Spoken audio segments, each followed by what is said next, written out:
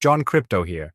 Bitcoin just detonated nearly 30% in a single week, from a euphoric $126,000 peak in October to an intraday low of 62s. That's not a pullback.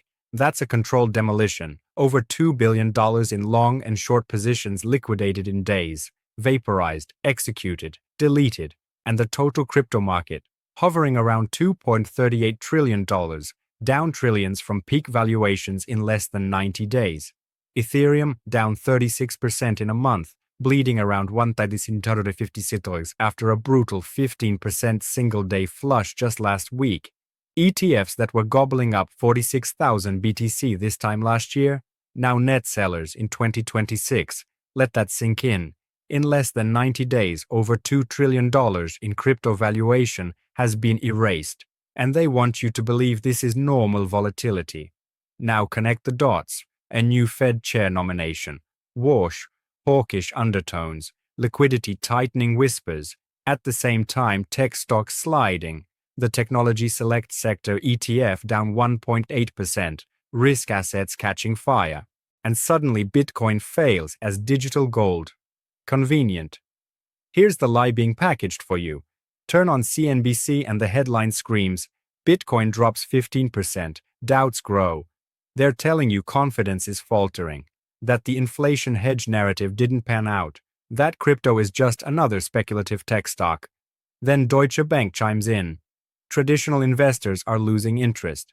Institutional demand has reversed. Translation? The hype is over. Institutions are leaving. Bitcoin isn't a hedge. That's the script.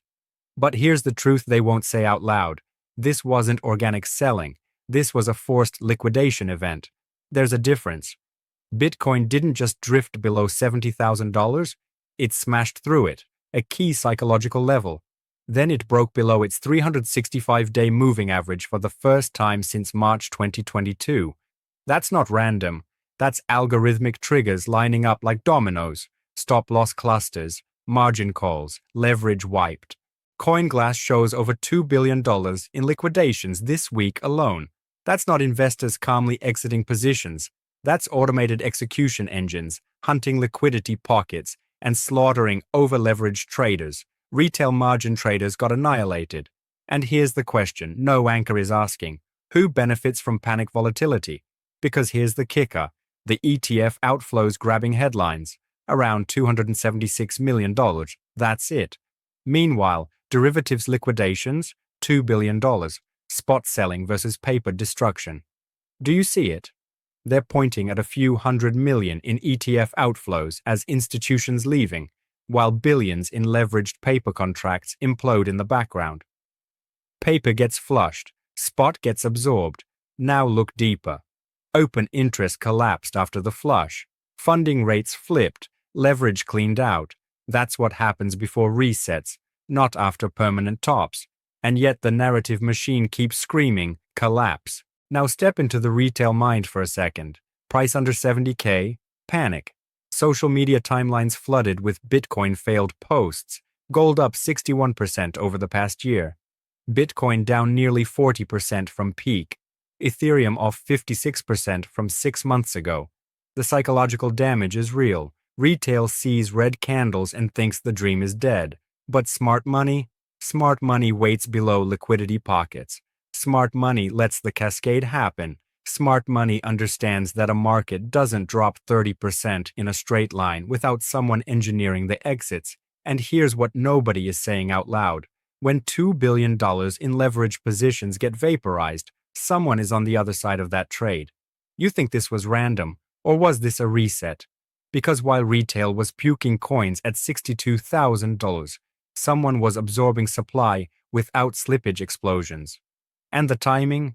Right as Fed expectations tighten, right as risk assets get shaky, right as the macro fear dial turns to maximum. That's not coincidence, that's pressure. Now zoom out. Bitcoin peaked at 126K. It didn't collapse on a hack. It didn't collapse on a protocol failure. It didn't collapse on regulation banning it. It collapsed on liquidity tightening expectations. That tells you everything. This asset is trading on capital flows, and capital flows are being squeezed. So here's the uncomfortable thought. What if this isn't institutions abandoning crypto? What if this is institutions resetting the board, flush leverage, crush sentiment, trigger forced liquidations, break key technical levels, get the media to scream failure, then quietly reposition? Because if this was true abandonment, you wouldn't see violent, orderly cascades. You'd see disorder, you'd see chaos, you'd see exchange failures. Instead, what we saw was precision. But here's where this story gets darker. You think this crash is about Bitcoin? You think this is about hype fading? Wait until you see what's happening to exchange reserves. Because the real crime scene isn't price, it's supply. Because the real crime scene isn't price, it's supply. Pull up the exchange reserve charts. While Bitcoin was collapsing from $126,000 to $60,000, exchange balances weren't exploding higher. They weren't flooding with coins ready to be dumped. In fact, compared to the 2022 bear cycle, total BTC sitting on exchanges is still structurally lower. Let that sink in. Price down 30%, liquidations over $2 billion, fear everywhere, and yet the supply available to sell, not surging. That's a contradiction. Back in 2022, during the deep bear market, exchange balances ballooned as people rushed to exit. Coins moved onto platforms to be sold. Panic supply flooded the market. Right now, we're not seeing that same kind of structural spike. Coins are leaving exchanges even during a crash. So ask yourself, if retail is losing faith, why aren't exchange wallets swelling? Here's the kicker. Price is falling, but liquid supply isn't rising proportionally. That's not organic distribution. That's a liquidity event inside a leverage machine. And that brings us to the trap. Most of what just got obliterated wasn't spot Bitcoin. It was paper Bitcoin, perpetual futures, leveraged longs, synthetic exposure layered on top of a finite 21 million supply, ETFs representing claims, derivatives stacked on derivatives. The real circulating supply of Bitcoin is tight, but the synthetic supply? Massive. When you have billions in open interest sitting on thin spot liquidity, it doesn't take much to trigger chaos. A few aggressive market sells in spot can cascade into liquidations in derivatives, and once the liquidation engine starts, it feeds on itself. One forced sell triggers another. Funding flips, margin calls fire, stop losses get hunted in clusters. It's mechanical. This wasn't investors thoughtfully reassessing the future of decentralized money. This was a leverage wipe, and small spot imbalances inside a massively over-leveraged derivatives market create violent, exaggerated moves. Now connect the villains. BlackRock launched massive ETF inflows last year. Billions poured in. Headlines screamed institutional adoption, legitimacy, Wall Street acceptance. Fast forward to 2026. ETFs flip to net sellers. Liquidity tightening expectations rise. A hawkish tilt emerges around the Federal Reserve. Warsh nomination whispers discipline, restraint, higher for longer rates. Risk assets wobble. And in the middle of that storm, JP Morgan Chase analysts cautioning, institutions allegedly pulling back, capital rotating. The public narrative? Institutions are exiting crypto. But here's the suspicion. Crash risk assets, trigger forced liquidations, let leverage implode, then acquire spot cheaper. Because understand this, ETFs are paper exposure. Selling ETF shares doesn't necessarily mean abandoning the asset permanently. It can mean reallocating structure. It can mean rotating into OTC desks. It can mean direct custody. And here's the bait and switch. 2024. Bitcoin ETF adoption proves institutional conviction. 2026.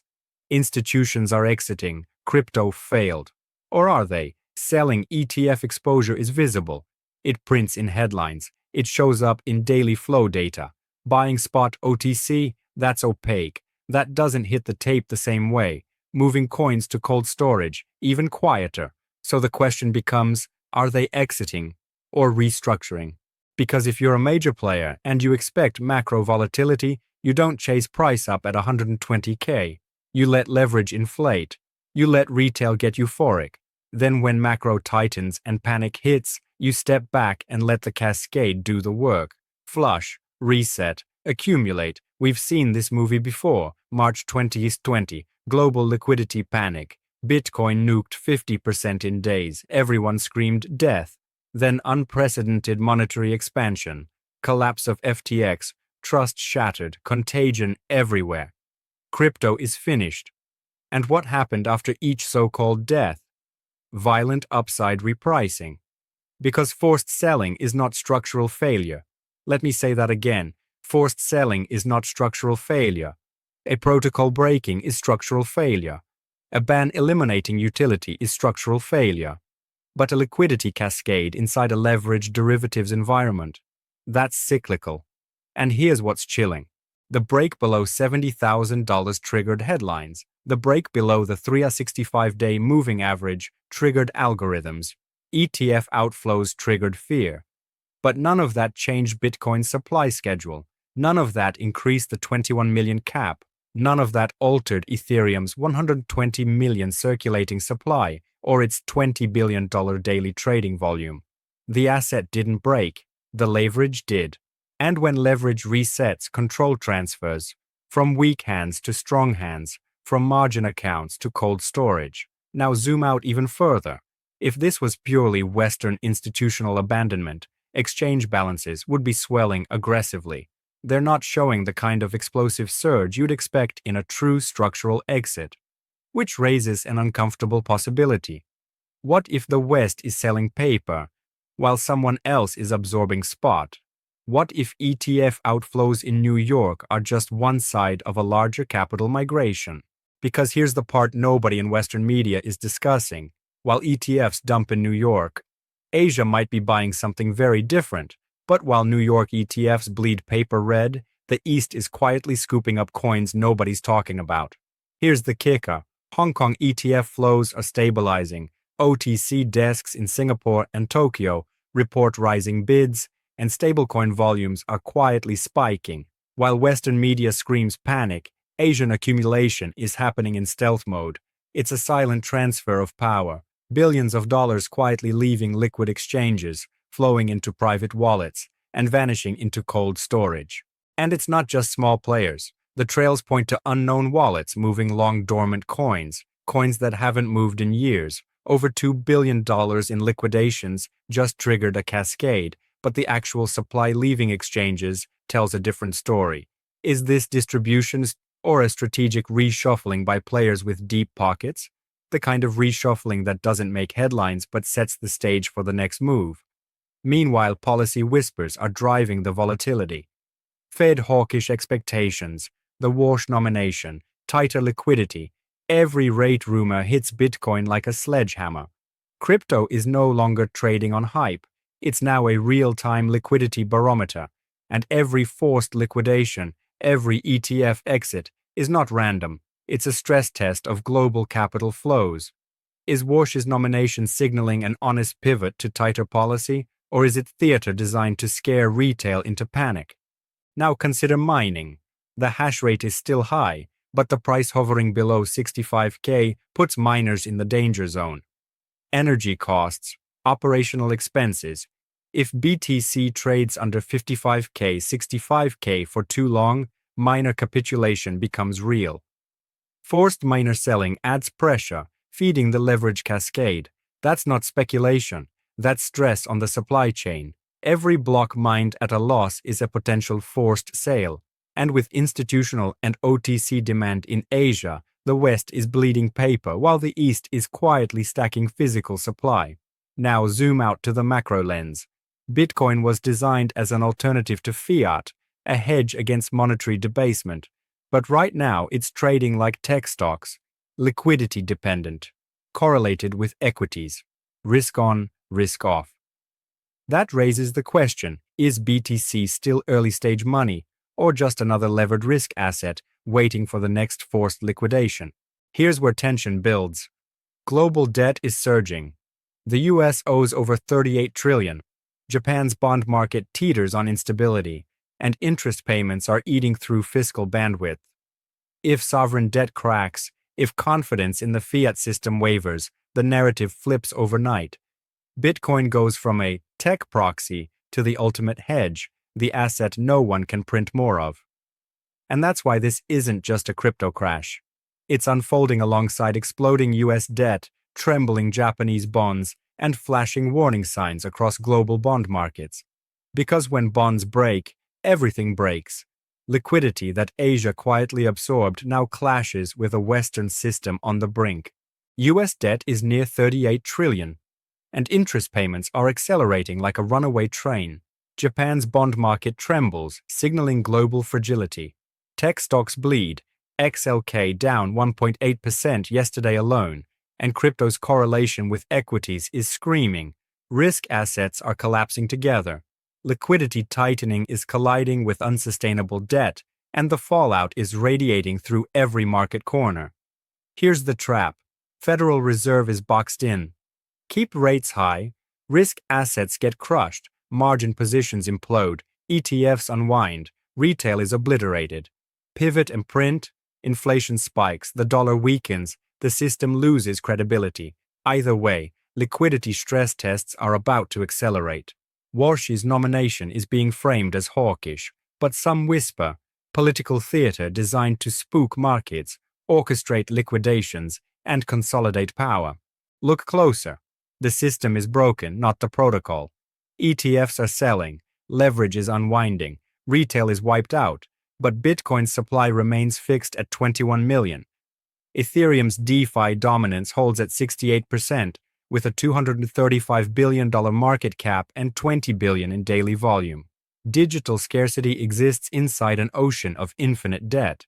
That's the systemic contradiction. While banks and governments manipulate paper, protocols enforce limits nobody can override. Now price projections. Bear case. BTC retests the 55K 60K cluster. Miners capitulate. Liquidity flushes accelerate. ETH drifts toward $400, matching Standard Chartered's forecast. Base case. Liquidity pauses. Exchanges stabilize. Prices hover in the 60K 70K range. Derivatives unwind more quietly. ETFs stop bleeding. Asia continues stacking silently. Bull case. Fed pivots unexpectedly, printing floods into markets. Margin stacks are rebuilt. BTC violently squeezes above 80K. Paper shorts get annihilated. Open interest climbs. Exchange reserves tighten further. It's a liquidity-driven rebound like nothing retail anticipates. Key metrics to watch: ETF flows, exchange reserves, and bond yields. Every move tells the story of accumulation, liquidation, or panic. And here's your warning.